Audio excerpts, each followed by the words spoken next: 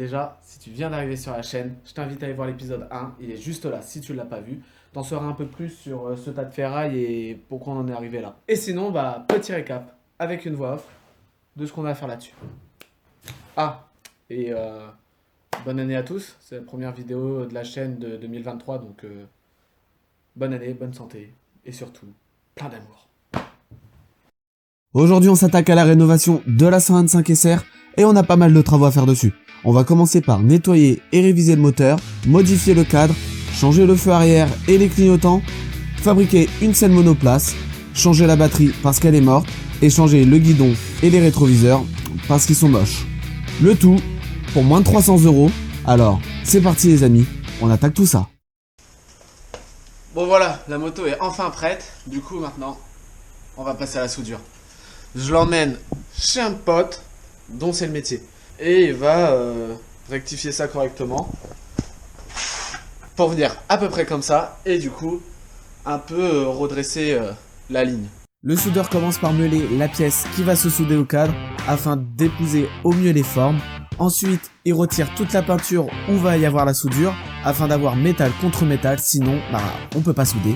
Et enfin, on va pouvoir pointer toute la pièce afin de bien la fixer pour ensuite tout souder, que ça soit solide et costaud pour notre 125.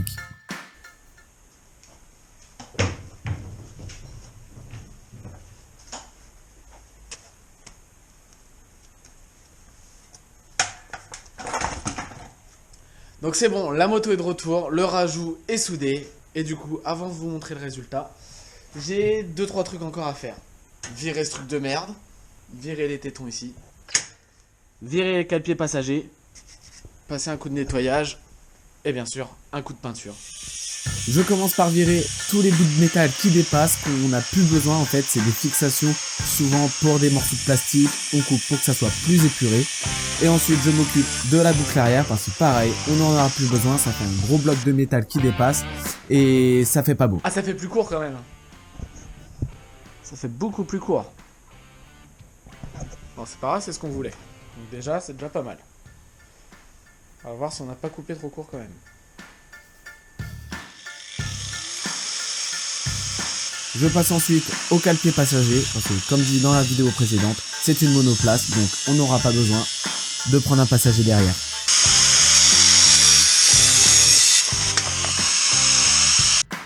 Pour la disqueuse, c'est terminé, donc on change le disque pour passer sur un disque de meulage, afin de retirer tous les résidus de métal et avoir une finition propre, lisse et clean.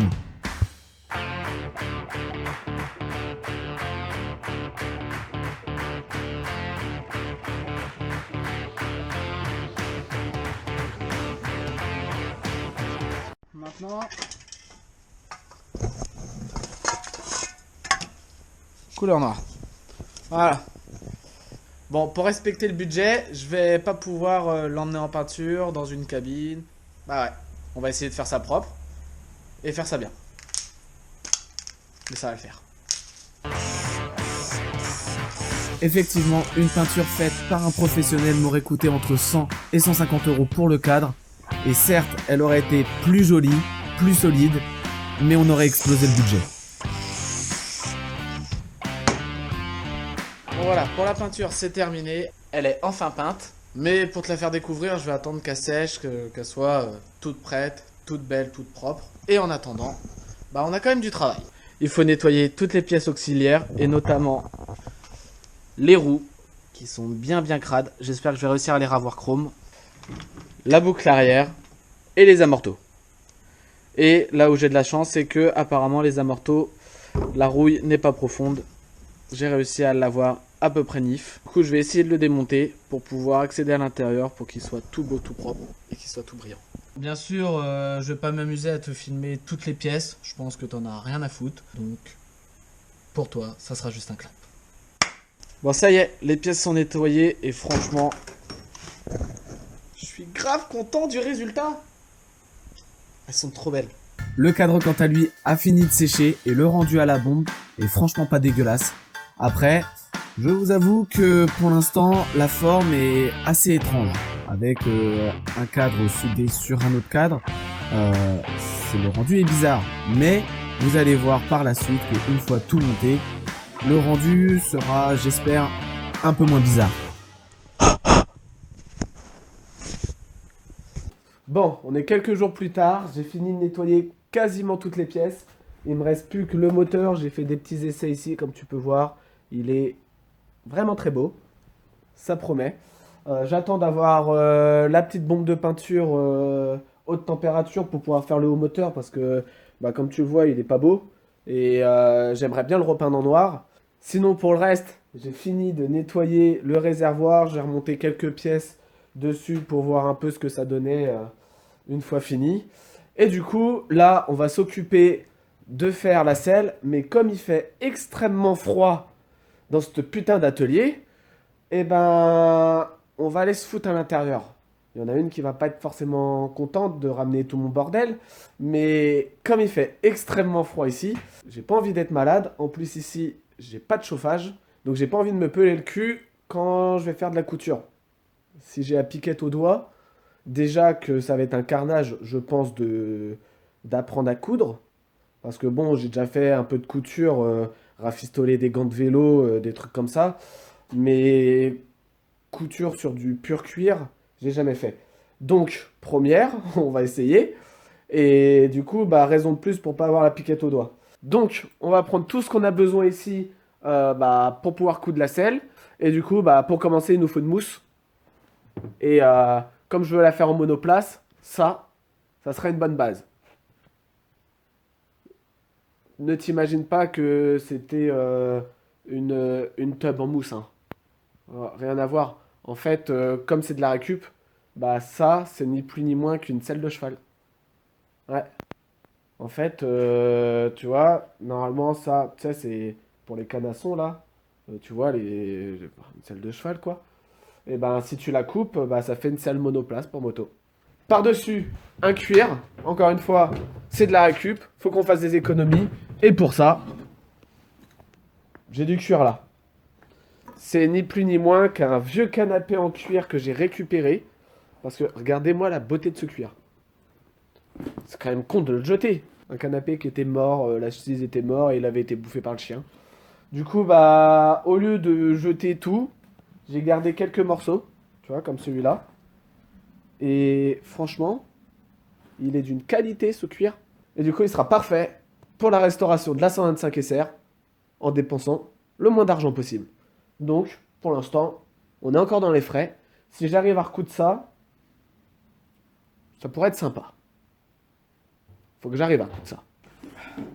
Donc voilà, on se retrouve à l'intérieur, dans un setup aux esprits des ateliers de Noël. Ça tombe bien, comme on va travailler sur de la couture, sur du cuir, à l'ancienne, je pense qu'on est dans un bon environnement.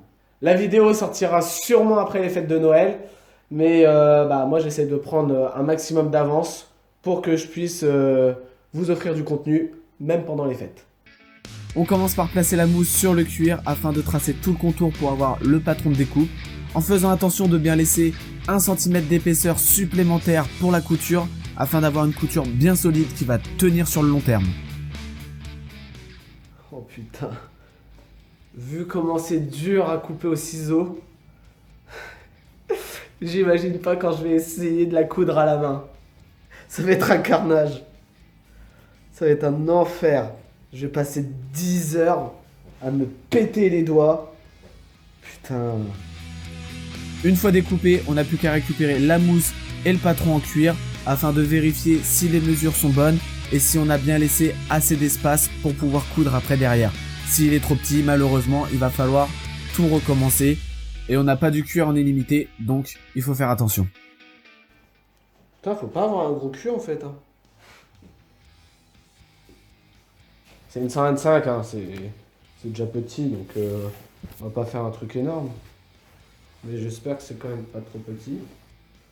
Bon, on verra bien.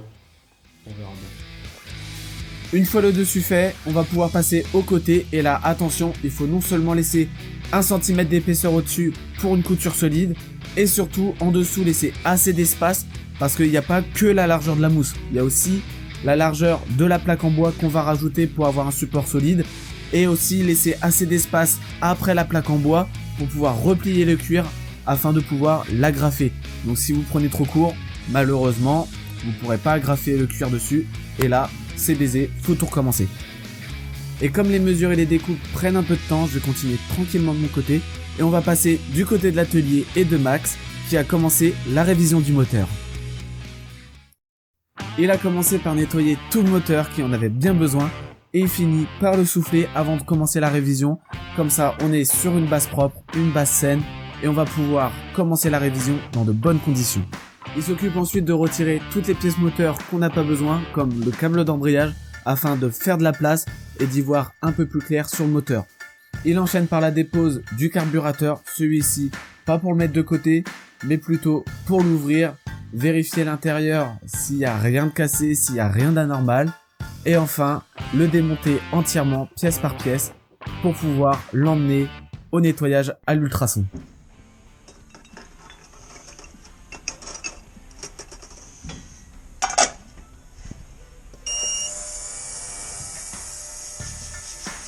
Pendant ce temps, il va ouvrir le bloc moteur en commençant par le filtre, vérifier s'il est en bon état. Et comme on peut voir, il est blindé de merde, donc bon en changer, il était temps de faire une vidange. On s'occupe ensuite d'ouvrir le carter afin de pouvoir vérifier l'embrayage s'il est en bon état. Et là, on a une petite surprise. Il y a un joint, Ah oui. mais je comprends pourquoi ils ont mis de la pâte. Il est tout sec à mort. Tu vois, regarde pourquoi j'ai horreur de la pâte, surtout sur des carters comme ça. Ça, c'est un passage d'huile. Regarde. Ah oui, putain. Là, ta pâte, elle part, elle bouche un conduit de bielle, fini. T'as plus le moteur. Regarde ça le chantier, toi. Résultat de cette vérification, le joint est mort, il est tout sec, il est tout poreux. Donc on n'a plus qu'à en racheter un, ça va, c'est pas ce qui coûte le plus cher. Mais espérons qu'on n'aura pas d'autres surprises sur le reste du bloc moteur. Après avoir vidangé le reste de l'huile du bloc moteur, on va pouvoir procéder à l'ouverture de l'embrayage et vérifier s'il est en bon état. Et pour ce faire, on va commencer par retirer les 4 vis avec les ressorts qui tiennent toute la cloche et l'embrayage, pour ensuite retirer la cloche d'embrayage et pouvoir accéder aux disques garnis et disques lisses. On les vérifie un par un, voir si ils sont pas fumés, s'il n'y a pas une coloration bleutée ou tout simplement si les disques garnis sont encore bien garnis. Et dans notre cas, on a de la chance, les disques d'embrayage sont en bon état, donc on va pouvoir les garder encore un petit peu avant de devoir refaire un embrayage. Du coup, on va pouvoir les remonter dans le bloc moteur, mais attention, avant le remontage des disques, il est important de les imbiber d'huile. Alors pour ça, on prend un petit bidon, on les plonge dans l'huile avant le remontage pour garantir un bon fonctionnement et une bonne longévité à vos disques. On referme tout ça et on va pouvoir les sortir le carburateur de la caisse à ultrasons et le résultat est juste incroyable. Le carburateur reprend du service avec une seconde vie. Max continue la révision du moteur en retirant le cache de la chaîne de distribution pour procéder au jeu aux soupapes. Mais avant ça, on va aller voir de mon côté où j'en suis avec la conception de la selle.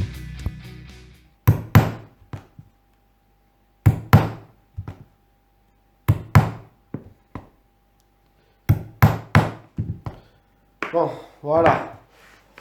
Donc, j'ai fini de poinçonner tout. Pourquoi j'ai tout poinçonné avec un clou? Tout simplement parce que le cuir est tellement épais que bah j'arrive pas à le passer avec mon aiguille. Même si mon aiguille est hardcore, j'arrive quand même pas à le traverser. J'ai essayé sur là. J'ai été obligé de poinçonner parce que sinon ça passait pas du tout. Du coup, voilà. Maintenant que ça c'est poinçonné, que les deux bandelettes elles sont poinçonnées, et ben on n'a plus qu'à passer à la couture des deux. Et là, c'est là qu'on va voir si le poinçonnage a été fait correctement, parce que si les points sont pas alignés à cela, bah ça va faire des plis et ça va faire dégueulasse. On va attaquer la couture et puis si tout se passe bien, normalement on aura bientôt fini la selle. De plus, il est très important d'avoir un poinçonnage très serré, car effectivement si les points du poinçonnage sont trop espacés, cela va créer un espace un jour trop important et donc fragiliser la structure de la selle. Pour la couture, il suffit de suivre les points un à un afin de pouvoir les relier entre eux et bien serrer afin d'avoir une couture très solide.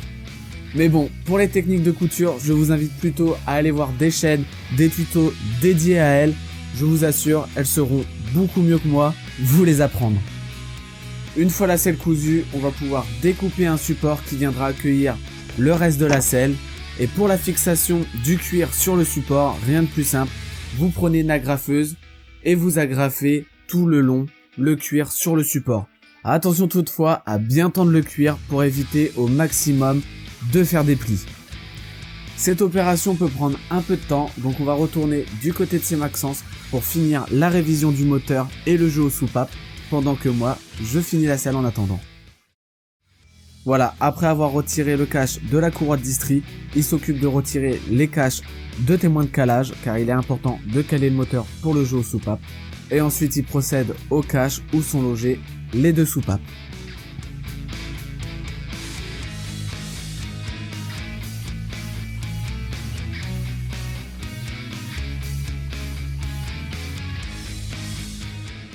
Bah là pour le jeu soupape, tu as un repère de l'arbre à cam en haut et tu as un repère sur le volant moteur, on ne le voit pas encore. Donc en fait il faut tourner le volant moteur dans le sens où le moteur tourne. T, voilà. Regarde bien, je sais pas si tu le vois. Alors je sais pas si on verra à la caméra, mais... Tu as un repère T avec un petit trait, tu te mets au petit trait, normalement tu es bien calé. Voilà, donc là bien calé comme ça. Tu regardes si la chaîne elle est tendue. Si tu elle est plutôt bien tendue, c'est bon. Nous on va vérifier quand même si le ressort est bon, mais... Normalement là c'est bien. Donc là tu peux faire ton jeu soupape. En fait, point mort haut, c'est que ton piston est tout en haut, soupape fermée, ton arbre à cam au centre. Ce qui fait que normalement, tu as du jeu sur les deux. Si déjà il y en a un qui n'a pas le jeu, il y a une couille. Tu dois avoir du jeu sur les deux. Donc à l'admission, tu as 0,10. Donc après tu utilises un jeu de cale comme ça. Et en fait, entre le culbuteur et la soupape, tu as un tout petit écart. C'est là où tu as le fameux jeu. C'est ça qu'on appelle le jeu soupape. 0,10, donc là... 10 serrant, c'est pas mal. Et à l'échappement, sur ce moteur là, c'est 0,15. C'est pas partout pareil, faut se renseigner sur les docs. Là, 0,15, on est trop serré. Pourquoi il y a un jeu? Parce qu'en fait, quand ton moteur il chauffe, tes pièces ils se dilatent. Et quand tes pièces ils se dilatent, bah en fait, t'as plus de jeu. Donc ce qui fait que ta soupape reste ouverte. Donc, t'as une perte de compression et ton moteur, bah chaud, il démarre plus. Ou alors il est mou, ou...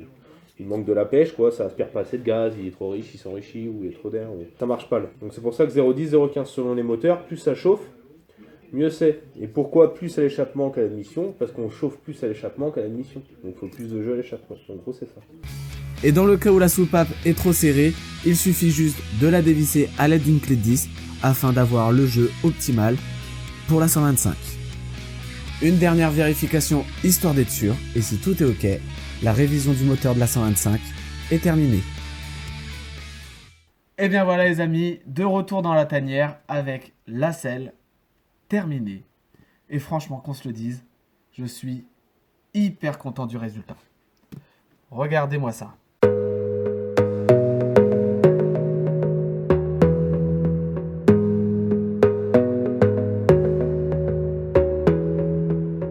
Franchement, vous en pensez quoi? Moi, je suis grave content. Je suis grave content pour une première couture sur cuir. Franchement, les coutures ne sont pas dégueulasses. En plus de ça, du cuir gratos qu'on a récupéré d'un vieux canapé bouffé par un chien. On s'en sort bien. Pourquoi je suis revenu dans l'atelier? Tout simplement pour prendre les mesures et pouvoir mettre les pattes de fixation sur la selle. Parce que pour l'instant, la selle ne tient pas. On va poser la selle avec le réservoir sur le cadre. On va mettre en position les pattes de fixation, les tracer, les fixer. Et voilà. Après, la selle sera définitivement terminée. Et on pourra aller chercher le moteur chez Maxence parce que je crois qu'il a terminé. Ou en tout cas, je pense qu'il en est pas loin de finir. Donc voilà, tout se goupille bien. On est bien, on est dans les temps. Et ça fait plaisir. J'ai le petit réservoir juste ici. Pour vous montrer quand même à quoi ça ressemble, la couleur du réservoir avec la selle.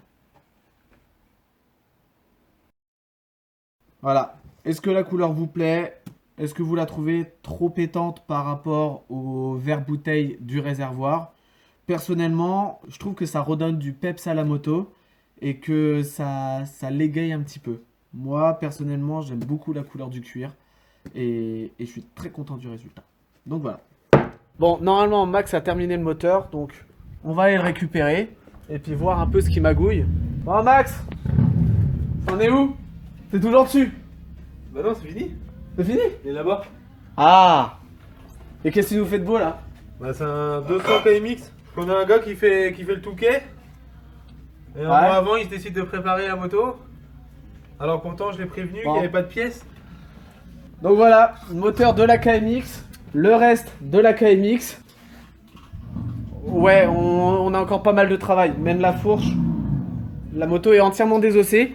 Et bah, restez bien connectés, abonnez-vous, activez la cloche, parce que après cette vidéo-là, la semaine prochaine, on attaque les vidéos de la KMX. Et vous allez voir qu'on a fait pas mal de trucs, pas mal de restauration aussi. Parce que, bah, il y a le Touquet quand même, à la fin du mois. Et on est un peu dans la merde. Il n'y a pas de cylindre, il n'y a pas de piston. Ouais, il nous reste quoi? 3 semaines là. Ouais, on a pas de pièces. Le problème, c'est les pièces. Et on a des problèmes sur les pièces. La moto, elle est tellement rare qu'ils font plus de piston. Alors, elle est propre, hein. On a réussi à avoir, mais de toute façon, vous le verrez dans la vidéo sur la KMX, on a reçu des pièces. Il y a des pièces qu'on arrive à trouver encore assez facilement. Par contre, on n'a pas de piston. Donc, ça s'avère plus compliqué que prévu. Et pour l'instant, bah, l'enduro du Touquet, c'est pas gagné, les gars. Déjà, c'est pas gagné de le finir avec ça. Mais c'est même pas encore gagné de le commencer. Tu vas voir quand même l'autre moteur. Donc voilà. Donc bref, ça, c'est pour la prochaine. Donc, je vous dis, abonnez-vous, activez la cloche. Vous allez avoir... Enfin, on en a besoin. Ça soutient la chaîne, ça fait plaisir. Et là, en attendant, bah, il nous a préparé le moteur. Voilà. Regardez. Il est le soupape qui est fait. Le embrayage, il est bon. Il est tout nettoyé. Il est vidangé. Là, on a le carbu qui est tout propre. Qui est tout propre et l'ultrason, révisé entièrement. Normalement, tu devrais pas t'emmerder pour redémarrer. Voilà, donc c'est nickel. On embarque ça, on le ramène dans l'atelier, on le remonte, on remonte la selle. Et là, vous allez voir que la 125 SR va commencer à avoir de la gueule. Donc on tarde pas plus, on l'embarque et on se retrouve à la maison.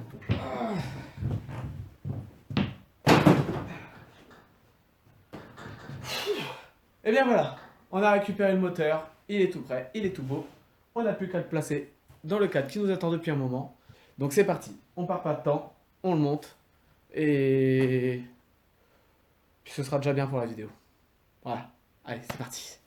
On commence par refixer tout le faisceau électrique le long du cadre de la moto en faisant attention de ne rien laisser traîner et de faire les choses proprement.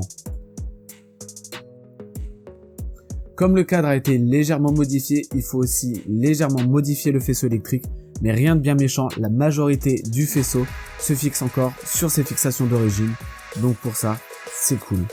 On procède ensuite à la remise en place de la boîte à air dans son logement d'origine, de la fixation du boîtier CDI et du régulateur de tension, et enfin on fixe la bobine d'allumage. On n'a plus qu'à tout brancher en faisant attention de brancher les bons fils avec les bons fils, sinon ça risque de moins bien marcher. Enfin, place au moteur. Pour le moteur, je vous conseille d'abord de le placer devant les pattes de fixation à l'aide d'une cale et de toujours procéder à un graissage des vis pour faciliter la pénétration. Un peu comme papa dans maman, ça facilite toujours mieux quand ça graisse. Bref, on s'égare. On réitère la procédure pour chaque vis du moteur avant de pouvoir tout resserrer. Il est important de serrer tout à la fin et une fois que c'est fait, le moteur est mis en place.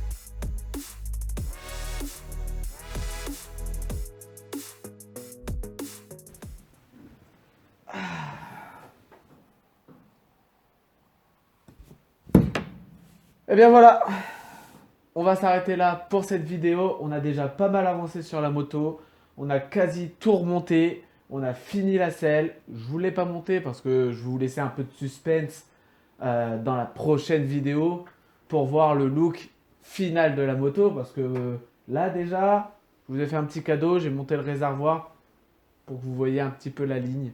qu'elle aura une fois fini. Mais du coup, voilà, on a tout remonté quasiment. Il nous reste que les accessoires. Et du coup, bah, pour ça, ça sera pas une vidéo la semaine prochaine. Déjà d'une parce que il commence à se faire tard et le Touquet c'est dans pas longtemps, donc on va peut-être commencer la KMX. Bon, Max est déjà sur le coup, mais je vais aller le rejoindre. Donc voilà, donc la semaine prochaine, on attaque de la rénovation et de la préparation pour l'enduro du Touquet. Donc si tu es passionné de cette course-là comme moi, je pense que ça va te plaire. Surtout que on se met au défi cette fois-ci, pas d'avoir la moto la moins chère, enfin quoique la moto m'a pas coûté ultra cher par rapport aux motos neuves d'aujourd'hui. Mais par contre, on se met au défi de le faire avec une moto qui date de 1989. Toujours des idées de plus en plus cons, quoi.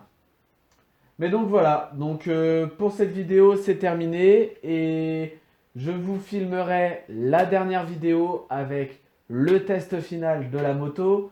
Bien sûr, les petites images de la moto toute prête, toute finie. On va essayer de se trouver un coin assez sympa pour pouvoir filmer tout ça. Et du coup, bah, ce qu'il nous reste à faire sur la moto, c'est pas compliqué. C'est le guidon bracelet qui est en commande, les clignotants qui sont en commande, le feu arrière qui est aux commandes et les rétros qui sont juste ici. Petit rétro en bout de guidon. La classe à l'anglaise. Et du coup, voilà, en fait, tout est en commande. Et j'ai toujours pas reçu les trucs. Donc, déjà d'une, il y a le Touquet et il faut avancer sur la moto. Et de deux, je peux pas vous proposer du contenu si j'ai pas le contenu. Donc, malheureusement, on va devoir attendre. Personnellement, je suis pressé de l'avoir tourné. Je sais pas vous, dites-le moi dans les commentaires. Et du coup, bah, si tu veux pas rater le démarrage final de la moto et le look qu'elle va avoir à la fin, je t'invite à t'abonner, à activer la cloche pour rien de rater de la suite des aventures. Et moi, je vous dis à la prochaine pour la suite. Peace les amis.